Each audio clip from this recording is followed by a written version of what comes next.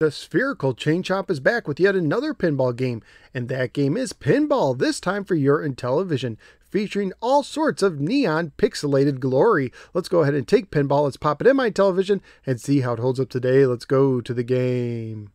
Pinball was published by Mattel Electronics and was released in 1983.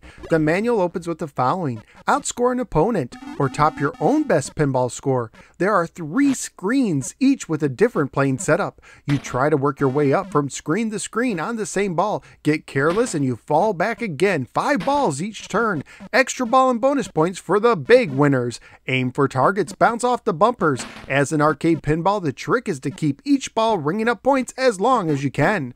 Pinball is a 3-screen pinball game for 1 or 2 players alternating. The overlay is not really that important, but it does show that you can use the top side buttons to flip both flippers at the same time, or the bottom side buttons to use them individually. The overlay is also a little confusing as it puts the word freeze over the 9 button, indicating you can use it to pause the game, but in actuality you have to press 1 and 9 at the same time to do so. Another thing the overlay doesn't make abundantly clear is that you can use any of the numeric keys on the left vertical row to operate the left flippers, and the same for the right row and the right flippers. Pushing down on the disc will pull the plunger down, and releasing it will release it. Pressing up on the disc will bump the table, but if you bump it too much you can tilt. Just like your typical pinball game, you can hit targets, spinners, and bumpers for points, with certain combinations paying special dividends. On the first green table, if you knock down the pair of side targets on either side, it will temporarily light up that side's bumper, making the bumper worth more points to hit.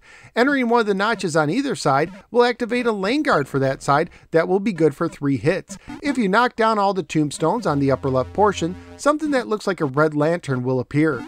Hitting it will make your ball glow gold, which will make everything worth double points. To go to the next table, you must roll through both sets of purple targets on the top of the screen to make a white cup appear at the very top.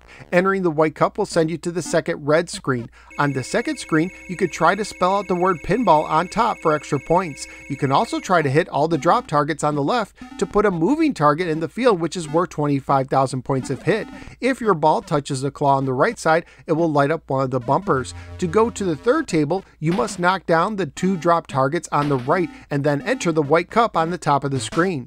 On the very top screen is several targets for you to aim at. However, if you're able to knock down the yellow drop targets 5 times in a row with the same ball, a white cup will appear. Getting the ball in the cup will get you an extra ball. If the ball drains out of the top table, you'll go back to the second table and will have to repeat the process if you want to return. If it drains out of the second table, you will have to go back to the first table and have to repeat the process to go to the second. Graphically speaking, I thought the game was nice and colorful. The sound effects didn't wow me, but they did get the job done. Family friendly wise, the game would most likely get an E for everyone rating if it was released today. At the time I researched on eBay including shipping, loose copies were going for $7 to $8 and one new copy sold for $28. So what do I think of Pinball on the Intellivision? First of all, let me say that it is great that they allow you to use the keypad for the flippers, as using the side buttons on my controller hurt after a while. Personally, I like using the 1 and 3 buttons. It's also a very good thing that they give you 5 balls, as it can be easy to lose a ball shortly after sending it into the playfield. I also like that you have 3 screens, however it can be very challenging getting to the third screen, much less staying there long enough to earn a bunch of points. And when you leave a screen and have to repeat the whole process to return to it, it can feel a little tedious. And that really is my biggest gripe with the game. Perhaps if they didn't make you redo everything but saved your progress from screen to screen, that would have helped me enjoy the game more. It can also be hard to aim shots, and I only found bumping helpful whenever the ball got stuck. But despite the drawbacks, this is still a pretty decent video pinball game, and I could easily see myself playing this game more in the future. So where am I going to rank Pinball on the Intellivision? This one's going into my current top 10 for the system. I do like the classic Space Battle more at 8, but I will put it over Buzz Bombers at 9. So out of the 28 games I've now ranked on the Intellivision, Pinball is launching into the 9th position. Pinball on the Intellivision isn't perfect, but it still offers fun for fans of video pinball games. But that's just my opinion. What do you think? Let me know in the comments below. Also, please like, share, and subscribe. Follow me both on the Facebook and the Twitter. Check out some of my many other videos and sign up at patreon.com/NoSwearGamer, just like Bryce did, to support the show and gain access to exclusive perks. Thank you for giving me a little part of your day, and I look forward to seeing you next time in the next episode of the No Swear Gamer. Take care, especially if you manage to make it to the third screen.